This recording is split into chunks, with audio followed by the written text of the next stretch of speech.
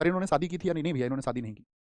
इन्होंने 10 सिद्धांत दिए और उन 10 सिद्धांतों में सबसे प्रमुख बात है, उन्होंने कहा था कि जितने भी सत्य हैं दुनिया में, जैसे मैंने आपसे कहा था सत्य क्या है?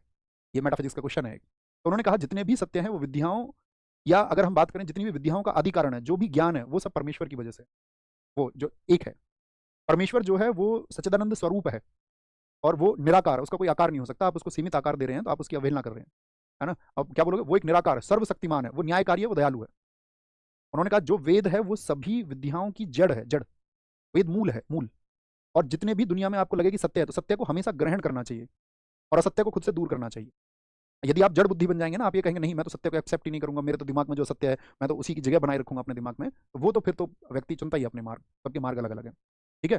जितने भी आप काम करो, यानी कि आप जो भी काम कर रहे हो, तो वो सारे काम आपके परोपकार के होने चाहिए, और परोपकार के साथ में आपको आत्म कल्याण भी सोचना है, स्वयं के बारे में भी कि भाई आप अपना कल्याण कैसे करोगे।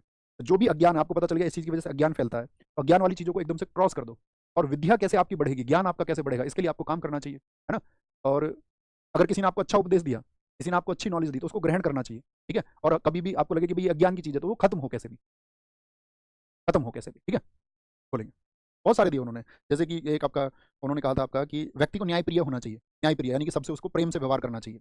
विद्या आदि की बढ़ोतरी की बात उन्होंने की, और उन्होंने कहा कि जो स्वतंत्रता है, वो स्वतंत्रता सभी के लिए होनी चाहिए। लेकिन एक बात याद रखना तुम स्वतंत्रता का, कि वह स्वतंत्रता किसी दूसरे व्यक्ति के लिए खलल ना बने। है ना? आप अपनी फ्रीडम का इस्तेमाल इस तरह से ना करने लगें कि वो दूसरों के लिए परेशानी का कारण बन जाए।